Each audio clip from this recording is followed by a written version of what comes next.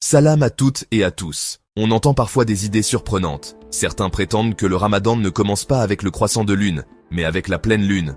Certains vont même jusqu'à dire que, pour l'année 2025, le ramadan débute le 7 septembre, parce que c'est le jour de la pleine lune.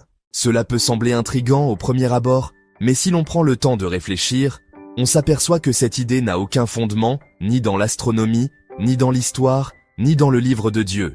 Expliquons les choses simplement. Le mois lunaire commence, scientifiquement, au moment de la conjonction entre le soleil et la lune, c'est-à-dire quand la lune est invisible, ce qu'on appelle la nouvelle lune, ou nouvelle phase.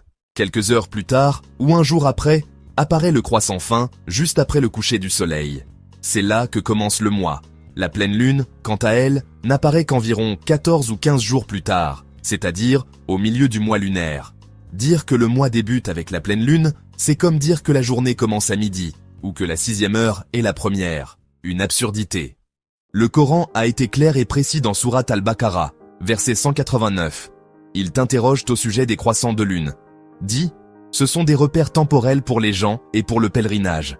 Dieu n'a pas dit la pleine lune, mais bien les croissants de lune, car c'est eux qui marquent le commencement des mois et des rites.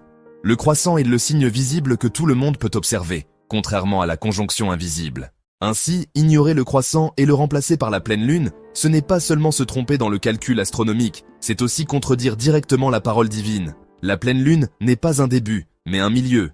Et si l'on regarde l'histoire, toutes les grandes civilisations, sumériens, Égypte ancienne, babylonienne, chinoise, indienne, hébraïque, arabe et islamique, ont commencé leur mois avec le croissant. Les Sumériens, il y a plus de 7000 ans, scrutèrent déjà le ciel à la recherche du premier croissant.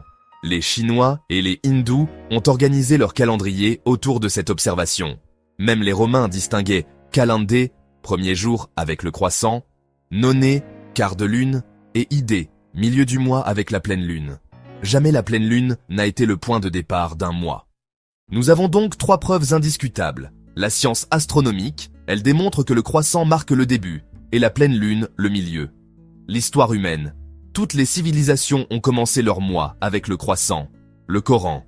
Dieu a dit que ce sont les croissants qui sont les repères pour les hommes et leurs rites. Alors d'où vient cette idée étrange que le ramadan commence avec la pleine lune? Elle ne vient que de l'ignorance ou du désir de détourner les gens de l'évidence. Le ramadan est une adoration sublime, liée aux lois précises de l'univers.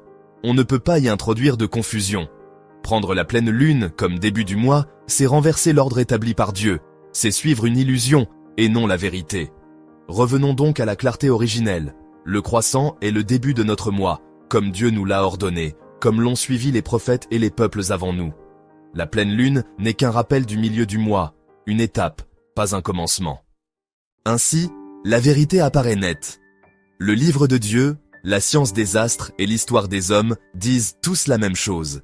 Et celui qui s'obstine à dire le contraire ne fait que semer la confusion dans un domaine où Dieu a placé la lumière et la clarté. Je suis Issam. Sur ma chaîne, le Coran seul, Al-Quran Waqafa, je propose une lecture du Coran autrement, une lecture claire, rationnelle et libérée des récits qui le dénaturent. Rejoignez-moi pour redécouvrir la parole de Dieu dans toute sa pureté et sa profondeur.